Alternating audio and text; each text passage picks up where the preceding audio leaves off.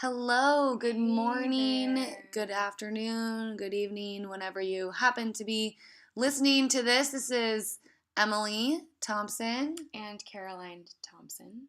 and we are broadcasting to you live from Caroline's kitchen table in San Diego, where I'm visiting her for spring break. Just having some morning coffee and conversation, and thought, you know what?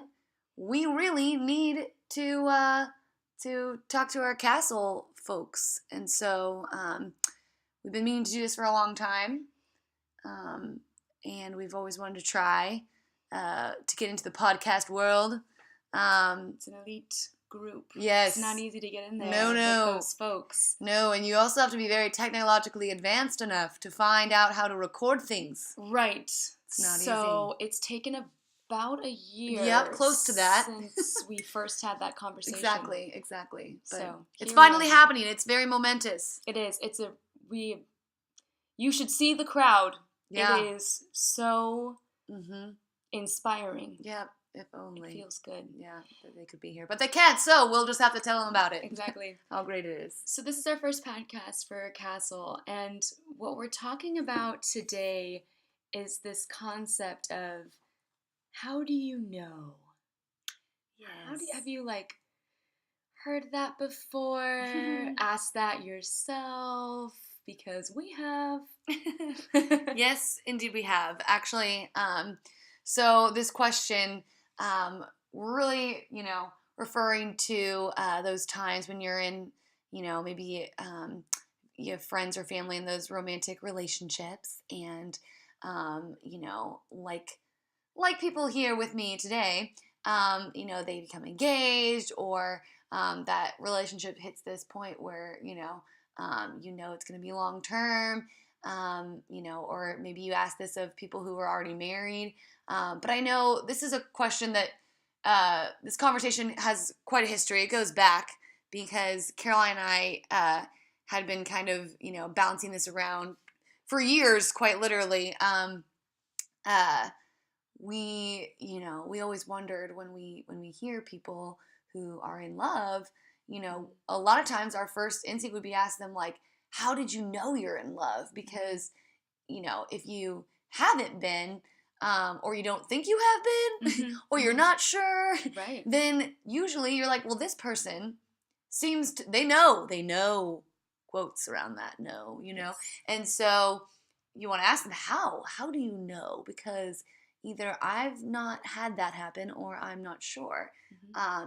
And so Caroline and I used to always joke about that, and say, oh, these people just wake up in the morning and they're like, I know, it's happened. Epiphany. Exactly. As if like written, on your mirror in the morning when you brush your teeth, and you're like, it's real, you're in love. Like, Kind of Harry Potter style. Right. You drink the last of your tea, and the little grounds, maybe at the bottom, say he's the one. Yes. Something of this nature. Right. Like Professor Trelawney would understand only. Right. Or maybe there's an owl that gets sent to you. We don't know. Yeah. We're not sure. At least some of us aren't. And that is why when Caroline, started to become more serious with Brandon, and I heard those conversations that we were having start to change in their character, then, obviously I made her promise. We actually had a mutual promise that whoever knew first would come back and report on what that really meant and give some more details.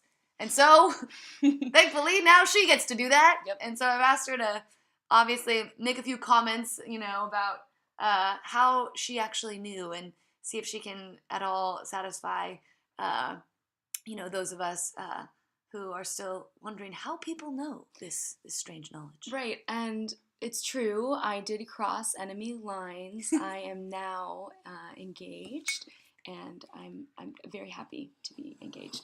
And we're okay about it. We're just all right. Not super fine. excited or anything. No Except excitement. we are. Oh my gosh, it's great. Anyway. But I'm afraid that what I have to report back is going to be a little disappointing, because I didn't. Yeah. So this is me. I didn't experience that Professor Trelawney moment, I wake up and like suddenly the clouds part and this ray of sunshine descends upon me and I have this like experience of just yes. But We like to think of it like the elf, you know, in the little or in Elf the what's his name, Davis, Miles, Miles is it, no, it's not Miles, something Miles. David. Oh, Miles. No, that's a singer, right? yeah, I think it's Miles something. Miles Finch. Miles Finch. Wow. If you guys remember Miles Finch from the Elf, we could only remember historical figures like we remember fictional characters. I know. From Elf. Wouldn't that be good? But he's a little person, and so then of course, Will Ferrell comes in and like mistakes him for for an elf. But he says that he has an idea. He's a story writer, and he's like, when you have an idea that you're just kind of psyched out of your mind about, and you're just looking at it, and you're kind of just like, yes! And he just yells it like I just did to some of you who maybe if you have this in your earphones, I'm really sorry, but that's how it is, and that's how we assumed falling in love would be. Yeah. This idea that you're psyched out of your mind about, and it's just you're just like yes. You're just like yes, and there's just no questioning at that point that this is the best idea. From then on, the best person that you could be with, just no question, hands down. So, as I mentioned, that didn't necessarily happen to me. Rather, it was more these little moments over time, really, really simple, ordinary things, actually, just conversations. I went to a lecture from an author that I didn't even really know that well, and she said something that really touched my heart and made me think, wow, maybe this person is the one that God is calling me to be with in marriage. So it really was a process, and really I should make that present tense, is that that this idea of knowing is a process, and we'll talk a little bit more about that. Well, and as Caroline was kind of sharing this with me and saying, it was just, a bunch of little moments and experiences like with that person or, with other people that just like spoke into you, like where you were right then. And you were like, oh my gosh, that's where I am. And you just like shed light on that, and it just reminded me, I thought to myself, I was like, I think we're kind of overcomplicating this in a way because, how do you know anything, right? I mean, how do we make any decisions in our lives? Like, how do we come to any of the truths that we come to, about where God is calling us, about what our vocation is, about where we live, and, what to buy at Trader Joe's. Exactly. These fundamental questions. Yep. Very difficult. Usually yes. I try and look at what's on sale if I have some coupons. No, actually don't do that. I just stare at all the different kinds of cheeses. Yeah. About 8 minutes just staring, just paralyzed. I would encourage you to try that with, men someday. Just go ahead and just stare. Stare at 7, 8 of them. Line them up. Just look them down. And then, you'll just know. Lock eyes. You'll get this good feeling about it. I see what you did there. Yeah. That's cheesy jokes. Oh, did you see that again? Yeah. There it was. Oh my gosh. Wow. So how do we know anything?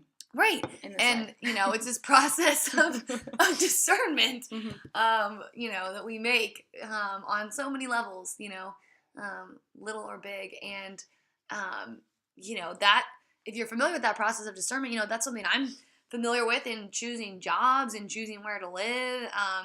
And yeah, it's a lot like that. There's a lot of prayer and there's a lot of just trying to, kind of have the antennas on to be listening, for those things that, those conversations, those things you read or those homilies or, conversations with that person that really, speak into you. And in order for that to happen, though, that whole discernment process, there has to be this fundamental level of trust, trust in God, because when we trust Him and open ourselves to whatever and wherever He may be leading us, we find that He's got a whole set of plans, crazy plans, and I think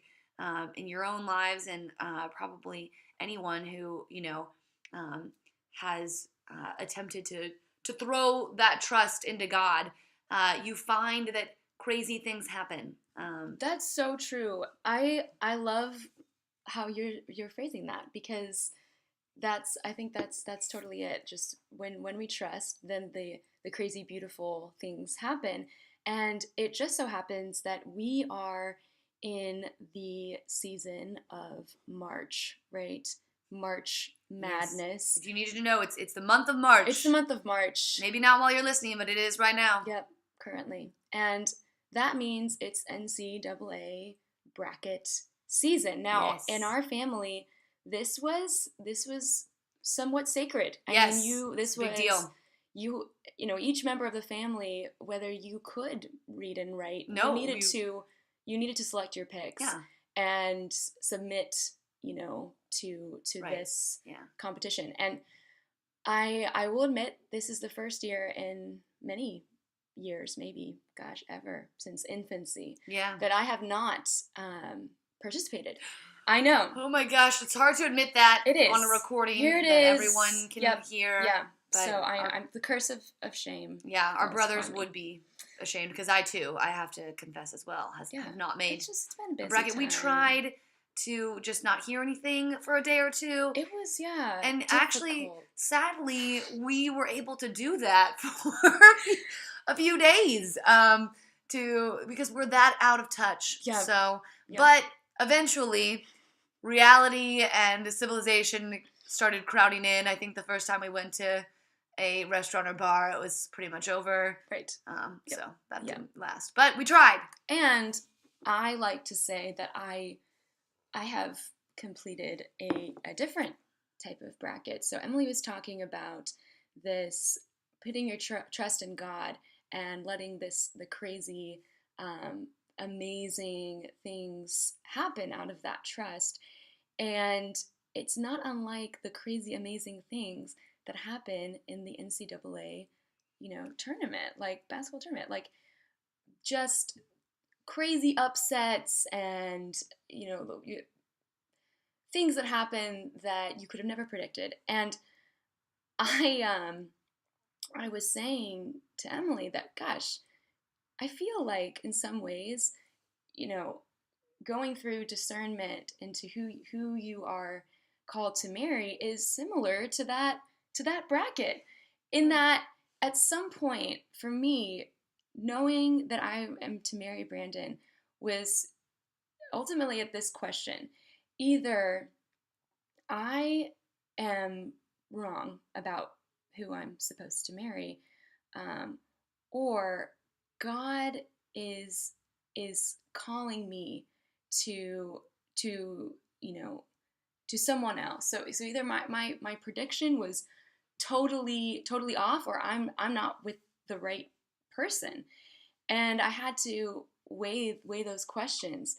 And in the end, I'm happy to report it was a Cinderella story. It was a Cinderella story. My prediction was off. Totally. I mean, who could have seen it coming? Right. And that was what was so beautiful. And I don't think that could have happened without that trust. Yeah, I mean, it's in the sense that, you make your predictions, you kind of put out there, and, for those of you, who are kind of in the dating world, I feel like I've definitely been there, going on dates, and, you kind of just, you make predictions about, like, who's going to, mesh well, and what's going to be a good matchup, right. And, you've got your, highly ranked people that, they've earned that number one seed, Mm-hmm. and you got some people that just scraped in, by the skin of their teeth, maybe just just a buzzer beater shot kind of thing. And, Totally. And it's amazing how there are a lot of upsets, things that you did not expect to happen Exactly. at all. Mm-hmm. So it's crazy. The people that kind of get into that big dance, just not always who you thought it would be. So I just think similar. It's an emotional experience. Exactly. Having a bracket. Oh my gosh, There's a lot of investment there. Right. I mean, there's some real nail biters. Yeah. Oh yeah, you could get stomach ulcers over this stuff. Absolutely. It's very easy. So it's a stress. It can be a stressful time, but it can also be an exciting time, thrilling even. We could say. So they're just a little helpful analogy that we thought about. We wanted to, as we kind of wrap this up, leave you with some concluding kind of thoughts about this. Where are we going with this? We've been everywhere from, March Madness to cheese. Miles Davis got in there somehow. It wasn't even an accurate, just out of left field. Exactly. Another bracket selection. Exactly, the things that God puts on our hearts and in our voices. Crazy. Yes. So anyway, but just kind of wrapping that up. What are we thinking about this? Well, on one level, as I've been reflecting about this and with Caroline, and like I said, it's been a question that we've kind of thought about for a long time. Like, I mean, I feel like even as early, maybe it's high school, but probably college, when we would be on runs and talk about this, and like, what is that quality? We'd test for that how do you know-ness? Like, what, we'd laugh about it a lot, about the different ways it could happen. But, I think the fact that we've been, kind of mulling that over, turning that wheel for so long, tells me that at some level, we're going to have to accept that there is kind of this, like, inarticulatable, not sure that's a word, inexpressible, like aspect of love that we have, because everyone I ask, they struggle when you ask them, like, how did you know? And a lot, again, the majority of people, because I love to ask that question to people, I mean, people that I know that are close to me, not just, strangers on the street usually, but you never know. Get a wide variety. No, I just walk up to people. Excuse me. Sample. How did you know? How did you know? How did you know? You know. You know what I'm talking about. Exactly. Yeah. Exactly. Just like that. Yep. That's pretty much how you do it. I make a lot of friends. Exactly. That's just gonna meet her one. Yeah. Exactly. Yeah. She's just gonna point at me back. Yeah. That's all. Yeah. And be like, what? Anyway, so we decided, that part of that I think just comes from the fact that, we don't have language for God, right? I mean, we have names, to designate God and to try and talk about what he is, but honestly, we don't have the language to encapsulate God. God is so beyond us, and God is love. And so, therefore, we don't have language completely for love, right? I mean, that's why there's so millions and many songs and poems and, I don't know, Chance the Rapper, like, like lyrics about it. I mean, name it, right? There's just a lot of stuff out there, and t-shirts and magazines and books and la la la la, on and on and on, because we will forever be trying to capture what love is, and we will never fully be able to, really. That there's something that we can't express in our words anyway. That leaves us falling short. And so I think that that's a little bit what people are experiencing when they try and, identify, isolate that thing, that love that they, feel, and when they started feeling it, because it's not, something that, we can easily just kind of separate out. So that's one thing to keep in mind. And then I think, given that, so putting that aside, knowing that that's always going to be a little bit of a factor, for those of you, who maybe, to some degree, like, we are, or at least have been, in this position of like, okay, thanks a lot, but that doesn't help me. Like, Mhm. all right, I still want to know though. Like, how am I gonna know? Right. Question's still there, and we understand that. So, wanted to just kind of leave a couple, throw these little things out there. Throw out a little tips. You can throw them right back. Just whatever you think. Keeping in mind that these could seriously be like full conversations of their own on how to do each one of these things, but just some, Scratch the food, surface. some food for thought, Mm-hmm. sprinkled with some Parmesan on top. Delicious food. Okay. So first thing that I came to was asking ourselves, are we being truly open? I know that seems kind of loaded. Are we being receptive? If God is the ultimate gift giver, if He is complete self-gift, He gives Himself to us. Well, if I want to give Caroline $1 million, what's the one thing that you have to be in order for me to give you that $1 million? Open. That's correct. That's it. There it is. So willing to accept it. And so we have to kind of, we really do have to open ourselves up to that.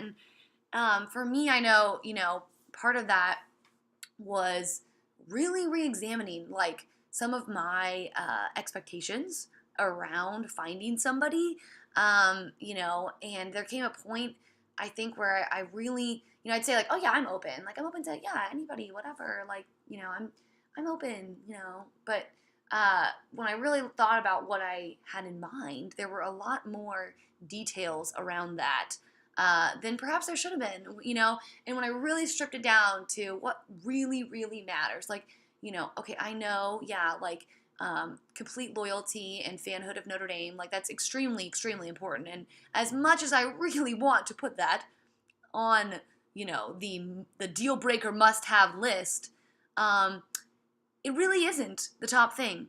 I know it's blasphemy to those domers that are listening. It's terrible. But, really the most important thing was, does this person, I want someone who's going to share my faith, have a faith, in Jesus that we share. And, I want this person to be honest and, and kind and, just virtuous.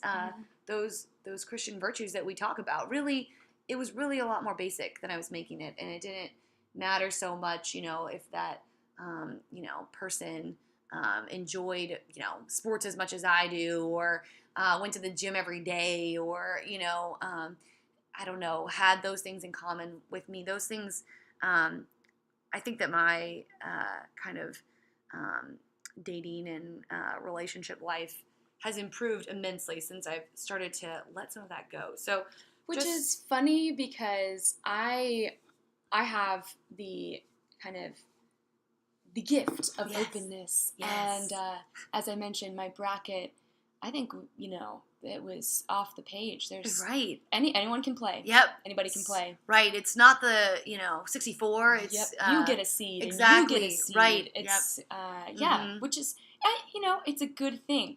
But this brings us to another tip, which is how do we know? Okay, the other point I want to make is that it's almost like when you choose to know.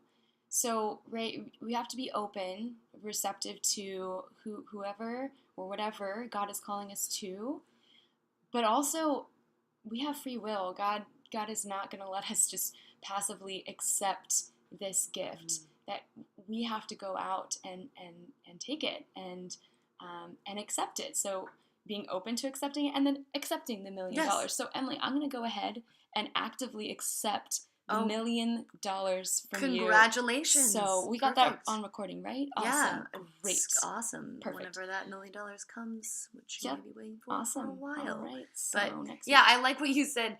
I like the way you put it, Caroline. You said you can only stay passive for so long, right? Mm-hmm. And hopefully we're having that active listening. But what Caroline says, God will always call you to action. You said that, and I think that's a great point. That we need to listen. We need to be open. But as God's leading us, He's going to call us to make those steps with Him, and to make those choices. So you maybe ask yourself even if you were in love with this person, if you're trying to say, am I in love with this person?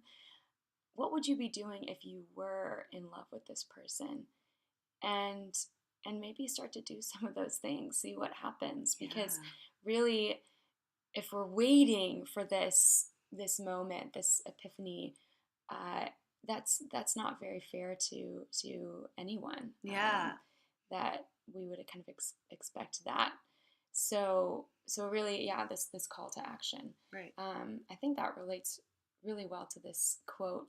That it's pretty profound. It was really is. I'm philosopher. I'm gonna read it to you. Who wrote it? Yeah. Yeah. And then we can talk about it after. Yeah. But when Caroline was describing that that idea about God and about action, it really it reminded me of this quote from this book that I'm currently reading. And it's being narrated by a girl. And we'll talk about it after. But she says, I used to think that when people fell in love, they just landed where they landed, and they had no choice in the matter afterward. And maybe that's true of beginnings, but it's not true of this now. I fell in love with him, but I don't just stay with him by default as if there's no one else available to me. I stay with him because I choose to. Every day that I wake up, every day that we fight, or lie to each other, or disappoint each other, I choose him over and over again, and he chooses me. So I love that. Yes, I thought that quote was very fitting for what Caroline was saying, and especially where it was coming from. This great book that I'm reading, it's a series, in a book titled, the Divergent series. I don't know if you're all familiar with that. So, a series of essays exactly on philosophical matters of love. And for those of you who might be like, I actually don't know what Divergent is. Yeah, it's basically teen level fiction. I would say maybe young adult, if we're going to be generous, and somewhere between Twilight and Harry Potter. That's exactly where I would probably nestle it right in there. It's definitely teen love, and actually it's extremely angsty, and sometimes I'm annoyed when I'm like, oh my gosh, like this is so like, I hate him, but I love him, but and it's just very like, how teens can be. Trust me, I work with them. It can happen. Yeah. But every once in a while they make a great point like this, so thought that was worth sharing some very profound insights from the mouth of a 16-year-old fictional character. True. Hope that you God will surprise you. Yeah, it's where you find things, True. Where he speaks to you. You just never know. Might be even in this level of a angsty teen action, dystopia romance. Mm-hmm. Could be in there somewhere. And we hope that this podcast, or the first of hopefully many, was helpful to you, and in that we really did not come down on the how do you know question in the way that I had been hoping, or probably Emily was hoping, or maybe other listeners were hoping. But I guess that's the beautiful thing about all of this, is that it's so much more than what we would have hoped. It's so much more than what you what I would have expected.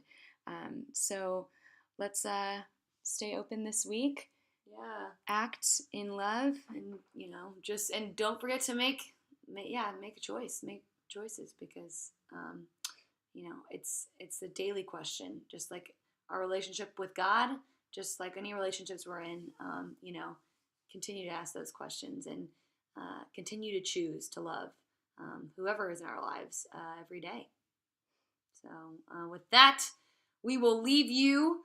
Hope you've enjoyed this premiere, first ever podcast from the Thompson ladies, and hopefully if we don't get bashed too badly, then we'll you can stand our cheesy jokes. Yeah, I just want to personally thank whoever's still here with us. You rock. Exactly. I hope you're at least vacuuming or doing some laundry, getting something done. Thank you, Mom. Yes. Thank you, Brandon. Yes. Thanks, guys. That's probably about it. So that's about does it. That's all we can count on. So we'll leave you two, with that thought. All right. We be out.